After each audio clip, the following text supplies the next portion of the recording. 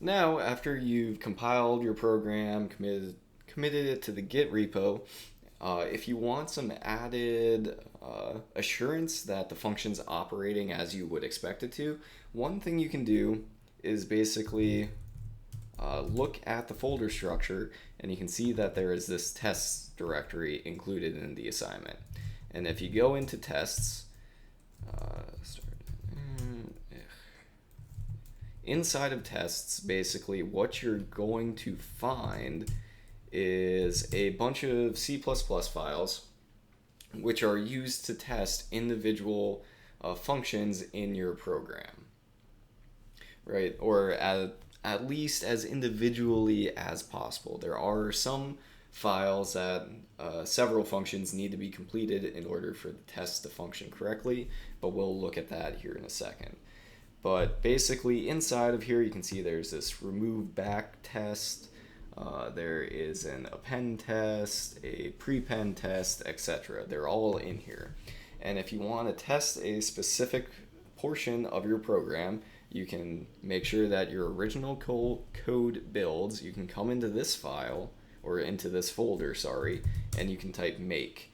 And make is basically going to go out and compile all of the tests that are in this directory for you. And once they're compiled for you, you can go ahead and pick the one that you actually want to run.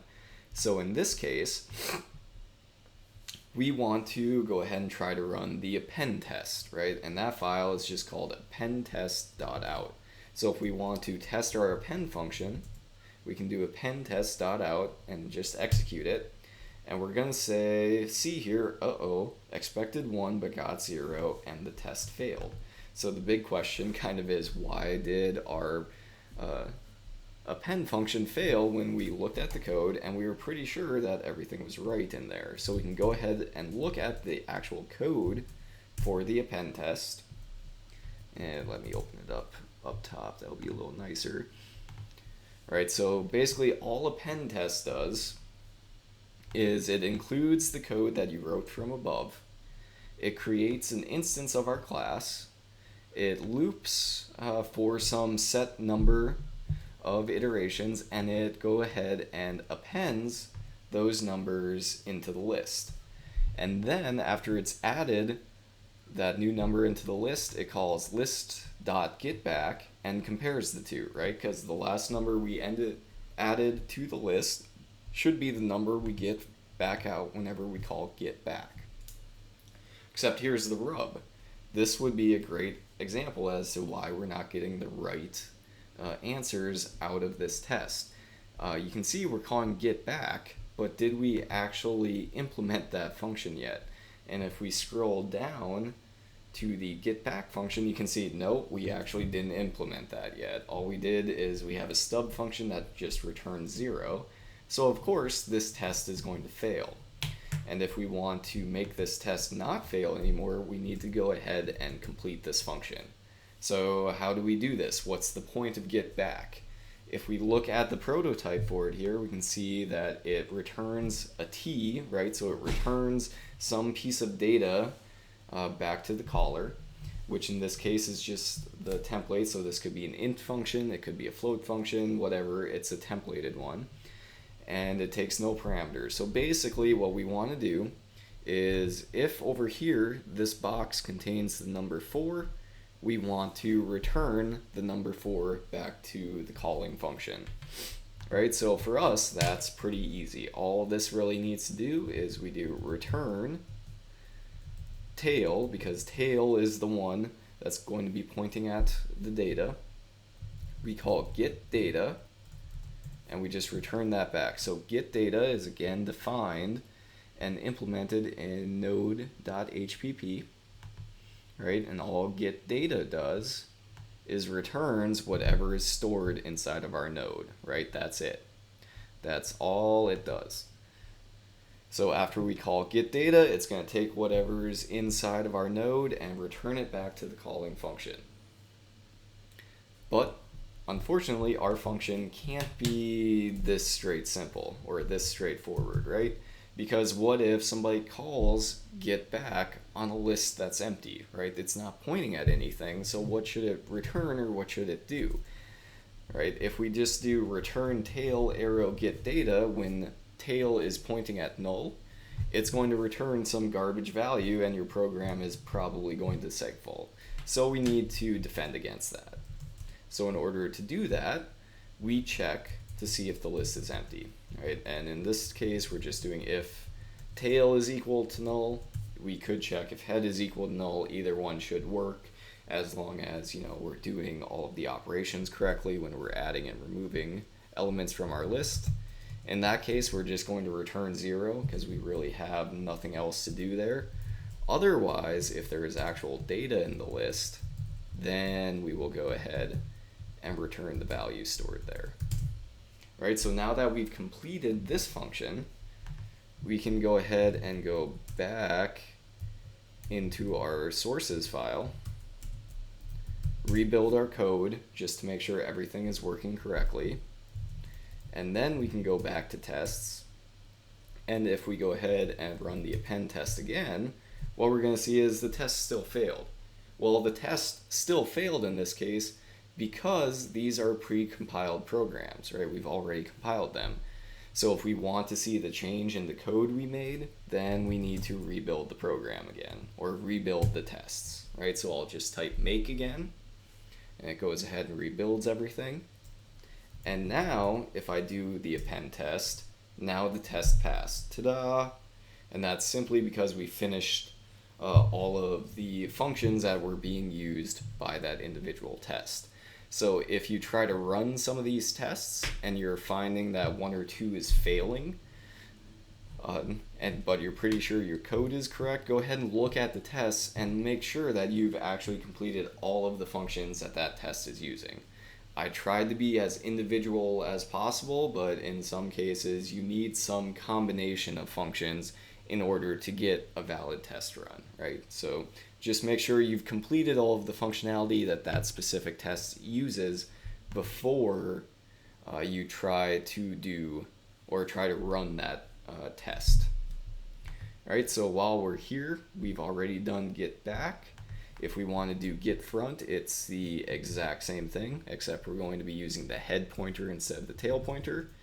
So if head is equal to null, then we go ahead and return 0. Else, go ahead and return head arrow get data, and we're done there. All right, so now we will go ahead and go back to our source code again, rebuild our program, make sure it builds. Okay, that's good. If we want to run it just for our own sanity sakes, we can run the pre-built executable.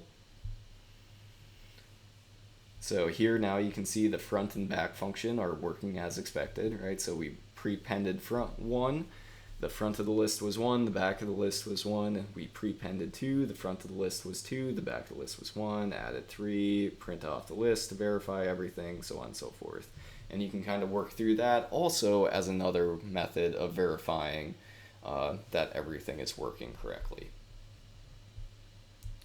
So after we've, again, built our program, compiled it, run it, make sure everything's looking good, we can go ahead and make another commit into GitHub. So we do git add dll.hpp, git commit -m, added, or I guess we can say finished the git front and git back functions. And then we can go ahead and push it to GitHub again. Right, and just again to show you that this is working the way we expect it to be working, you can see we added the new code, right? And if we click on this, we can see the differences in the file here. And again, just to remind you, you will see this, but I will also be able to see this as well. So this is a great way for you to kind of point me at code that you might be having problems with, and just general questions back and forth. This is kind of a good way to do it. Right, so now we've completed the get back and get front functions. What other functions do we have to complete yet? So far we have remove front, remove back, search, and then just a general remove function to finish. Right? So let's go ahead and just let me redraw my list here, or get it back in a state we can use. Okay, so we're going to work off this list, and now we want to complete the remove front function. Right, so again, remove front is pretty self-explanatory. The goal of this function is basically to just go ahead and destroy this front node and make sure that head is pointing at the correct element. Right? Again, what we're going to see is that order of operations is going to be pretty important again. So our first goal is basically, again, just to check to make sure that the list is not empty so that we don't try to delete something from an already populated list. So first we're going to do if head is equal to null, then we are going to return false, right? And the other thing you should notice is that this function is defined as a Boolean. So we're basically using that to tell the caller whether we successfully deleted the requested node from the list or not. And to kind of see that in action, you can go into main.cpp and look at where remove front and remove back are called. So you can see here we wrap remove front basically in this if statement. So this says if mylist.removeFront comes back as true, then print off the message we successfully removed the front of the list. If it came back as false, then we would basically say if in that case we print off a message saying the list is empty, nothing to remove. Or it could also potentially mean that the node we wanted to remove was not there. Or I guess in this case, since we're removing the front, our only failure case is when the list is empty. So here, if head is equal to null, return false. Otherwise, we know we have some work to do. So we're just going to go ahead and type else. And then inside of here, what we could do first is we could go ahead right here and say delete head. Right? If we called delete head, this would be pretty straightforward. This node would be axed off, and we would have removed the front of the list.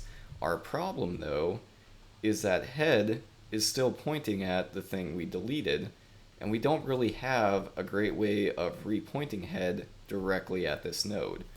Now, because this is a doubly linked list and we have a tail pointer, we could do some kind of funny business and make a traversal to basically find this node right here and do some fix-ups, but that's a little ugly. So instead what we're going to do is kind of take advantage again of the order of operations that we kind of link our list and piece our list back together to make sure that we do this as efficiently as possible. So to do that, what we will actually have is we will make another pointer, and we'll just again call this iter. And inside of our else statement here, we're going to say iter equals head. Right, so now at this point, over here, oops, where'd my marker go? We have iter, and iter is pointing up here. So now, what we can do is instead of saying delete head, we can say head equals head arrow get next. So when we call that line, this arrow gets redrawn.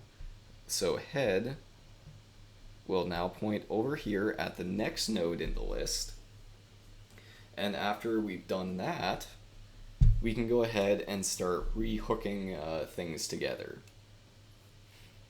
With the first thing we need to do is basically reset the previous pointer of our new head node, which to do, all we need to do is basically say head arrow set prev equal to null. Right, so that will go ahead and come in here and basically break this link so that the previous pointer is now pointing at nothing, which breaks that link. And after we've done that, we can come down here, and now we can say delete iter. Alright, so delete the node that iter is pointing at, which at this point will erase him, and now everything will be in the correct order, right? Because now this does not exist anymore, and our list is basically tied back together correctly without having any consistency issues or anything like that. Pretty neat that we can make this all work out so well based simply on the order that we do these things in. Now, the one extra thing you need to be aware of is the case in which we may have called remove front on a list that only contains one node, right? So what if we have a situation that looks something similar to this? Right, so he's pointing at null because it's the only node in the list, and then we have tail up here, and tail is also pointing to this node. If we follow these steps, you're going to notice that we're probably going to run into a problem. So again, we have iter equals head. So over here, we have iter, that's pointing here. And then we say head equals head arrow get next. So now head will be pointing at null. Alright, so he's pointing down here. And then at that point, if we try to say head arrow set prev, right, we're going to get a seg fault because head's not actually pointing at anything. And even if it didn't seg fault for some reason, if we call it delete iter, right, we would go ahead and delete this node, but then tail is also pointing at basically nothing, right? So we have to look out and kind of check for these corner cases, especially when we're adding things into an empty list and when we're deleting the last element from a list. You kind of have to be aware of these cases. So how do we take care of this? Well, luckily, this one's pretty straightforward and easy to do. So after we move head to point at the new node, basically what we need to do is check now to see if head is null. If head, we'll just basically say if head is equal to null, then we're not going to call set previous, and what we will do is say tail also equals null to take care of our loose case where tail is not pointing at anything. And then otherwise, if head was not actually null, right, if it had some value, then we go ahead and set the previous pointer. So now this should go ahead and take care of ending up with a mess that looks something like this. If we go ahead and just walk back through this again, so we say iter equals head, right? So we set this pointer here. Head equals head arrow next, right? So we delete this arrow, and then we basically create this arrow here. So if head is equal to null, which it is, right? It's pointing at null. Then we say tail equals null. Alright, so tail will also point down here. And then we go ahead and say delete iterator, or whatever iter is pointing at. So we delete all of this mess, and now our list is in a good base state again, right? We're starting off at a normal state that we know how to deal with, where both head and tail are pointing at null. So again, just remember to pay attention to these corner cases. Okay, so we've gone ahead, we've written our code, we've saved it, we will compile it quick. Okay, it compiles, we'll run our program to make sure we don't see anything too crazy. And as you can see here, we are actually deleting nodes, which is what we would expect. And then to test it, we can go ahead and go up to tests, we can rebuild all of the tests again. And now we can look and we can see that we have this remove front test right here. So we can do / remove front _ test .out. We run it and boom, the test passed. And we also have a second test, this remove front extended, which just does some extra operations, which that test also passed. All right, so if you pass these tests, then you can say with pretty good confidence that your function is behaving as expected. Right, so now that we have built it and tested it, we can again do git add DLL. Oops, I'm not in the right folder. Go into source, git add dll.hpp, git commit -m, finish the remove front function, and git push. All right, so again, we mark our progress saying that we've completed this function.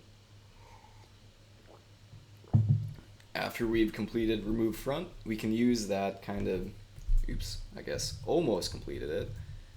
This should actually be return true because we got down to the bottom. So after we've completed this function, we can basically use the exact same logic that we use up here to go ahead and finish our remove back function. So again, in this case, we will do the exact same things that we did before.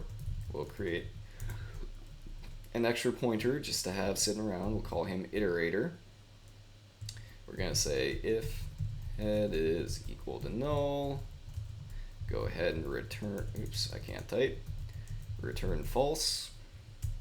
Otherwise, what we basically want to do is we want to say iter equals tail, and if we just want to make sure we can visualize this again, let me back this up. I sure went a good little ways here. Delete this stuff. Make this green. Alright. So I guess there should be a pointer here. Alright, so the first thing we're going to do is we're going to say iter equals tail. So we have our extra pointer down here, pointed to the same thing tail is pointing at. Excuse me. After we do iter is pointing at tail, we can basically do tail equals tail arrow get prev. Right, and we want to do that. We want to call it get prev because we want to back tail up a link, right? We want to move tail from pointing at this node to point at this node. So that's why we call get prev, right? So that basically moves this pointer to point at this node. Right? After we've called get prev, then we can go ahead and delete iterator, or delete iter, or whatever you happen to end up calling this pointer. So when we delete iter, we basically end up with something that looks like this. All right, we've removed that node, and now that we've removed this last node, we need to fix up this guy right here so that he's pointing at the right things. So after we've deleted iterator, the next thing we're going to do is we're going to check to see if we just removed the last node in the list, just like we have to check with remove front. So if we removed the last thing in the list, we can basically also say head equals null to make sure they're in a consistent state. And then we can just return true, right? That's all we need to do there. Otherwise, what we need to do is do our little fix-ups here.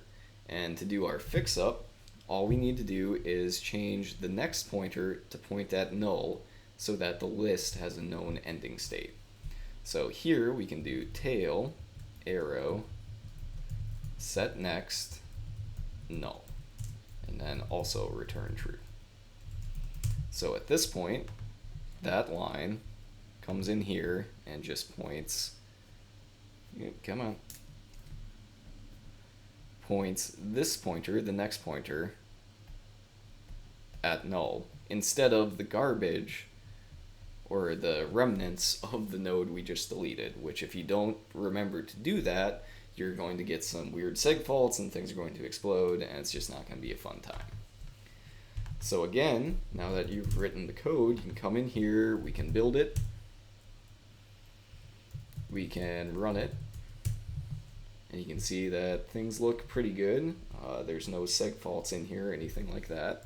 Then we can go up to tests, rebuild again,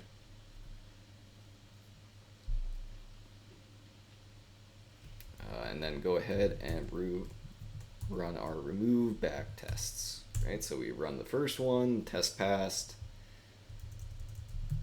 run the extended one, the test also passed, so you can guess that your code's pretty solid. And if we just want to look at what these tests are doing, we can come back in here into the code, and it's not doing anything too crazy. It basically appends a bunch of information to the list, and then we start calling get back. It compares the number we get out of get back to what we expect it to be, and then we actually remove that number, and then it just returns. Right, so nothing too crazy going on in that code. Now that we've tested it, we'll add it to get again. Oops, not that.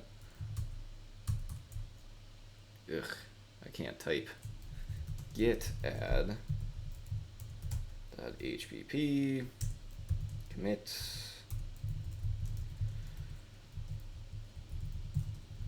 finish the remove back function, git push, and there we go. So that is remove front and remove back in the case of this assignment. After that, basically all we have left is the straight up remove function and the search function. So since we're on the topic of removing, what we can do is go ahead and write up our standard remove function. Now what our remove function is going to do is basically it will take a parameter, and that parameter is going to be the data that we actually want to remove from the list. All right, so if we drew everything up here, let's just do this and then this, and go down here. So if we had 7 here, we had 10 here, and we had 12 here, we could say we want to specifically remove 7, we specifically want to remove 12, or we specifically want to remove 10. Right, so we can specify the value that we actually want to get rid of. And if you kind of notice, in those cases, we basically have 3 different kinds of cases that we can end up dealing with. With those 3 cases, basically being we can either be attempting to remove the front node, we can be attempting to remove the back node, or we can attempt to be removing some node in the middle. Each one being a little bit different from the other. 2 of these of which we've actually already implemented, which is actually really nice. So in our code, what we're going to do is I'm going to use 2 different pointers. We're going to have node t iter, and then I'm going to have node t to delete. That we're going to basically use to kind of hop around the list and keep track of where we're at. All right, so the first thing we're going to do is we're going to try to find the node that we want to delete in the list, right? Because we need to know where the node's at before we can actually try to delete it. So to do that, first we need to make sure we have data we can actually use. So if head's null, we are going to return false. And if you notice again, this is a bool type function. So what we're basically doing here is we're going to return true if we found the node and we actually deleted the node, and we're going to return false in the cases where the list might be empty, or in the cases where we said delete 20 from the list and 20 doesn't actually exist in the list, right? So those are the cases in which we would return false. So here we're checking to see if the list is empty, If it is, we just bail out right away. If the list isn't empty, then we need to do some traversals to actually try to find it. All right, so what we're going to do is we're going to say iter equals head, right? So we're going to go ahead and put iter up here and point it at head, and then we're going to use iter to traverse our list and see if we can find the node that we actually want to delete. So here we're going to say while iter does not equal null, then we will go ahead and check if iter arrow get data is equal to target, right? So if the data contained in the node is the same value as what we're trying to delete, then we will go ahead and just break out of the loop, all right, if we found it. If we didn't find it, then we say iter equals iter arrow get next.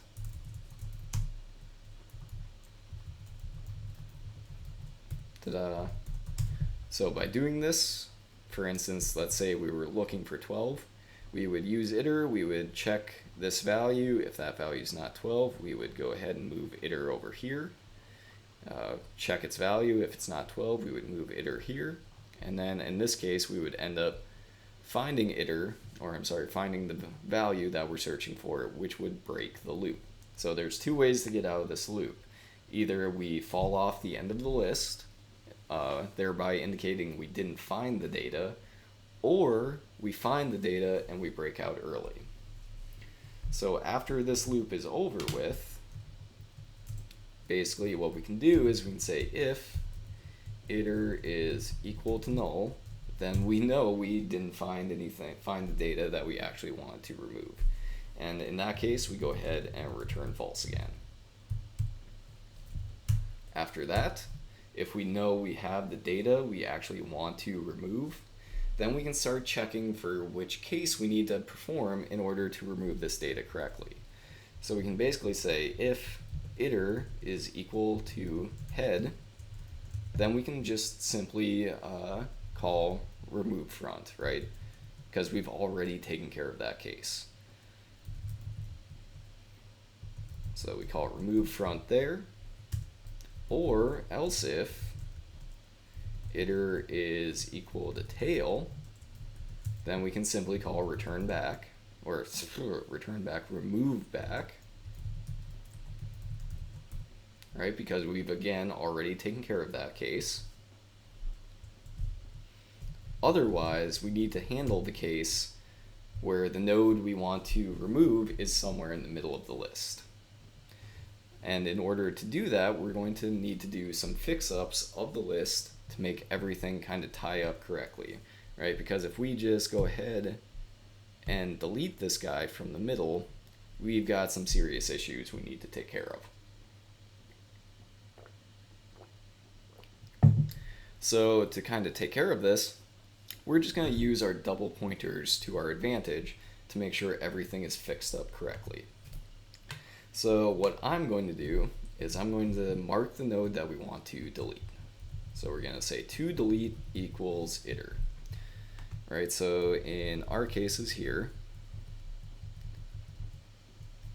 what we're going to end up with is we will have iter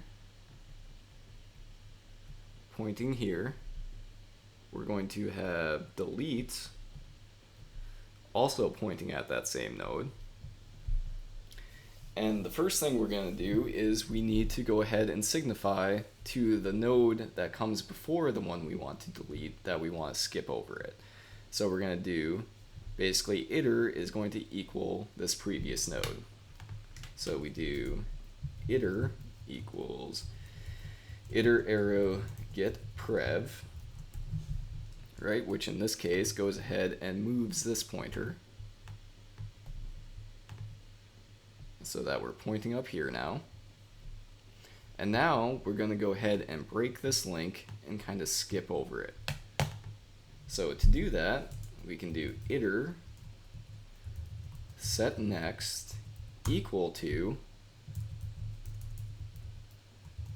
delete arrow get next. So what this does is it figures out where this node right here is pointing at, the next node in the chain, which is 12, and it gets that pointer, and it lets us basically create this link right here. And this link skips over the node we're going to remove.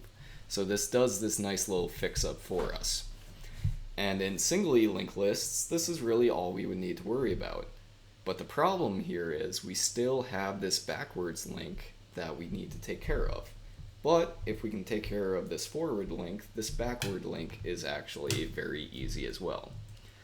So to take care of that, we're going to do iter equals basically to delete arrow get next.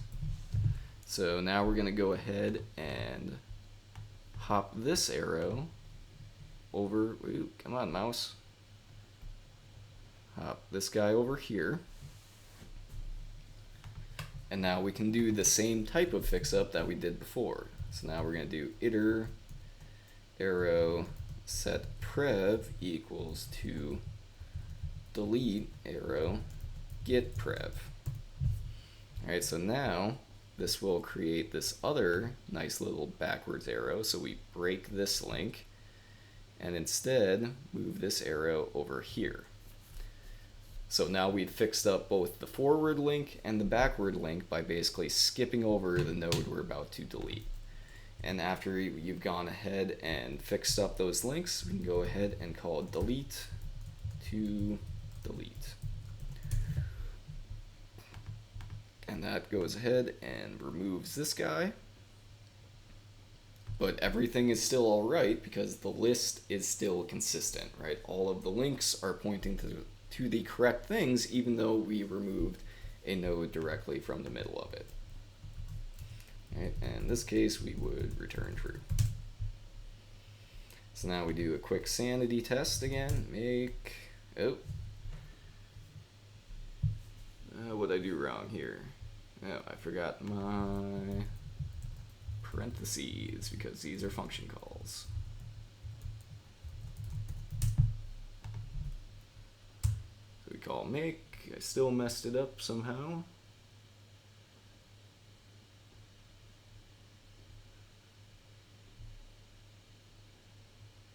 Ugh, man, I'm having all sorts of issues today. 211, I'm sorry guys. I just got too far ahead of myself, so instead of an equal sign, you put this as the parameter. Right, so it actually looks like that. If you wanted to make this a little bit more explicit, you could do something like node t old link, I guess we'll call it, and then you would do old link equals to delete arrow get next, and then as this parameter you would put old link. If you wanted to be more explicit about it. I guess I just like to do this format just because it's shorter. And then we also need to do the same thing for set prev.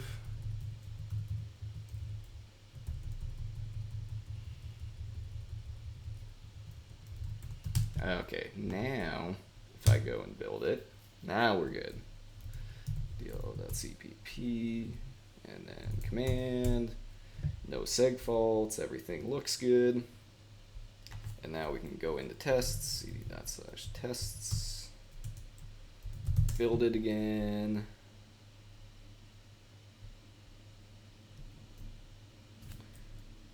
And we can do /remove. Yep, so just the remove test, where's that? That's over here. So if I just run this, boom, test passed. Do I have an extended version of that? I guess I don't. So in that case, that test passed, so we know we are successfully removing nodes from the list as we would expect. So we can go back here again, do our same stick. I know this gets repetitive after a while, but this is just the workflow that you're getting into. Get add dll.hpp, get commit-n, finish the remove function, and then we can do a git push. And now everything should be safe in GitHub.